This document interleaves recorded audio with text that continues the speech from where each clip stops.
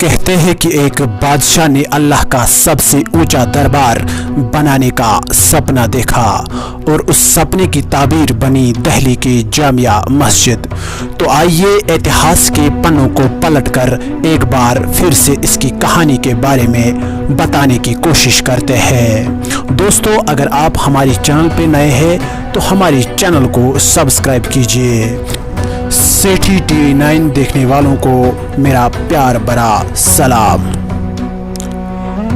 یوں تو جامعہ مسجد کہیں معنوں میں دوسرے مسجدوں سے جدا ہے، اس کی پہچان کسی کی محتاج نہیں ہے۔ صدیوں بعد بھی یہ ہے اپنی آن بان اور شان میں۔ مغل سلطنت کے سنہرے دور میں تعمیر ہونے والی جامعہ مسجد پوری دنیا میں چھائی ہوئی ہے۔ اس کے دیواروں میں مغلیہ سلطنت کے کاریگروں کا کلہ دیکھنے کو ملتا ہے۔ یہ مسجد اتنی بڑی ہے کہ اس میں تقریباً 25,000 لوگ ایک ساتھ نماز ادا کر سکتے ہیں۔ پر اس کی خاصیت اتنی ہی نہیں ہے۔ کہتے ہیں کہ ایک بادشاہ نے اللہ کا سب سے اونچا دربار بنانے کا سپنا دیکھا اور اس سپنے کی تعبیر بنی دہلی کی جامعہ مسجد۔ تو آئیے اتہاس کے پنوں کو پلٹ کر ایک بار پھر سے اس کی کہانی کے بارے میں بتانے کی کوشش کرتے ہیں۔ دوستو، جامعہ مسجد کا سپنا مغل بادشاہ شاہ جہاں نے دیکھا تھا۔ سپنا ایک ایسی مسجد کا جس میں عبادت گاہ ایسی ہو کہ دیکھ کر اپنے آپ من میں خدا کی بندگی کرنے کا جوش اور جذبہ آئے۔ یہی نہیں، شاہ جہاں چاہتے تھے کہ خدا کا دربار اس کے دربار سے اونچا ہو، اتنا اونچا کہ خدا کے گھر کا فرش اس کے تخت تاج کے اوپر ہو۔ اس کے لیے ان کو لال قلعے کے سامنے کسی جگہ کی تلاش تھی۔ ان کی تلاش پوری ہوئی۔ لال قلعے کے ٹھیک سامنے بوجلا نام کی پہاڑی پر اس چھوٹی سی پہاڑی کو مسجد بنانے کے لیے چنا گیا۔ یہ ہے شاہ جہاں کے دربار کے ٹھیک سامنے۔ آگے شاہ جہاں کے سپنے کے تحت کام کو شروع کیا گیا۔ 6 اکتوبر 1650 عیسوی کو مسجد کو بنانے کا کام شروع ہوا۔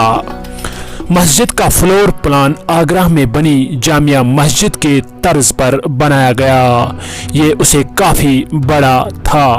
80 میٹر لمبی اور 27 میٹر چوڑی اس مسجد کو 6 سالوں تک 5,000 مزدوروں نے دن رات تراشا۔ اس کے ایک ایک پتھر میں جان ڈالی، اس کے ہر گنبد کو چمکایا۔ دونوں طرف 41 میٹر اونچی میناریں تعمیر کیے گئے۔ اس مسجد میں 3 گنبد بنائے گئے۔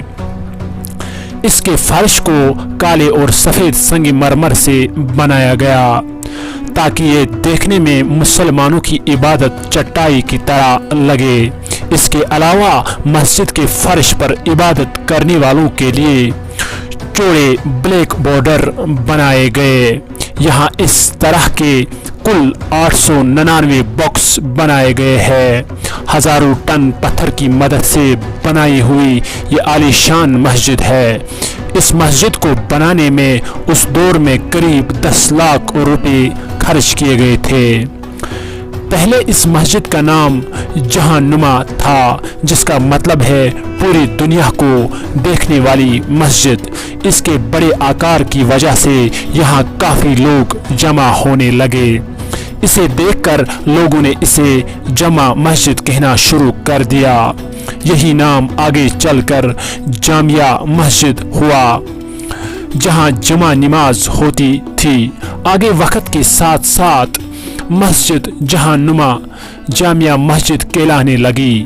جس دور میں اس مسجد کو بنایا گیا، اس دور میں مغل بادشاہوں کا چرچا دور دور تک تھا۔ یہ وہی وقت تھا جب اسلامی بادشاہوں کے اس دور میں کئی ساری عمارتیں دیکھنے کو ملے۔ شاہ جہاں نے اپنے دور میں ایک سپنا دیکھا تھا کہ وہ بھارت کو دنیا کا سب سے خوبصورت شہر بنائے گا۔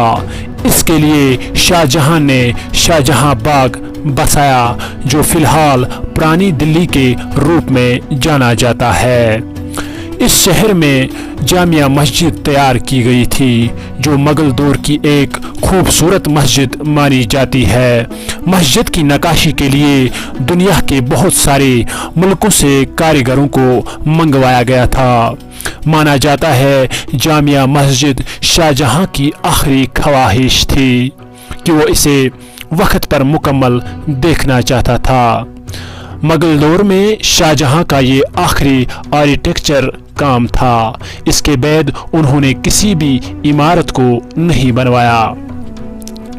मस्जिद जब तैयार हुई तो इसके इमाम को लेकर भी काफ़ी जदोजहद हुई। बादशाह चाहते थे कि इस खास मस्जिद के इमाम भी खास हो। काफ़ी वक्त तक इमाम की तलाश की गई जो उज़्बेकिस्तान के एक छोटे शहर में बुखारा में ख़त्म हुई। यहाँ से एक नाम सामने आया, वो था सैयद अब्दुल गफूर शाह का। सैयद अब्दुल गफूर शाह की इमामी में 24 जुलाई 1656 ईस्वी में जामिया मस्जिद में पहली बार नमाज अदा की गई। इस दिन दिल्ली के अवाम के साथ शाहजहां और उनके सभी दरबारियों ने पहली बार जामिया मस्जिद में नमाज अदा की। मुगल बादशाह ने इमाम अब्दुल गफूर को इमाम सल्तनत की पगड़ी दी। इसके बाद इनका ख़ानदान ही इस मस्जिद की इमामत करता चला आ रहा है। सैयद अब्दुल गफूर के बाद सैयद अब्दुल शकूर इमाम बने। इसके बाद सैयद अब्दुल रहीम, सैयद अब्दुल रहमान, सैयद अब्दुल करीम, सैयद मीर जवान शाह, सैयद मीर अहमद अली, सैयद मोहम्मद शाह और सैयद अहमद बुखारी इमाम बने। दोस्तों, चूंकि मस्जिद ऊंची पहाड़ी पर है इसलिए ये दूर से दिखाई देती है। यह है पूरी व्यू लगभग 5 फुट ऊंची सतान पर है ताकि इसका व्यू दूर दूर से नजर आए। सीढ़ियों की चौड़ाई उत्तर और दक्षिण में काफ़ी लंबी है। चौड़ी सीढ़ियाँ और मेहराब वाले गेट जामिया मस्जिद का अंदरूनी हिस्सा बहुत ही खूबसूरत मनाजिर पेश करता है। इसमें 11 मेहराब है। बीच वाला मेहराब बाकी मेहराबों से बहुत बड़ा है। जामिया मस्जिद लाल किले से थोड़ी ही दूरी पर वाक़या है। दोस्तों, अगर आप भी इस हिस्टोरिकल जामिया मस्जिद में जाना चाहते हो तो आप कभी भी दिल्ली में आके देख सकते हो और इस मस्जिद में नमाज पढ़कर आपको बहुत ही सुकून मिलेगा। दोस्तों, जब कभी भी आपको इस मस्जिद में आना हो उस वक़्त हमें भी अपनी दुआओं में याद रखना। बहुत बहुत शुक्रिया। अल्लाह निगहबान।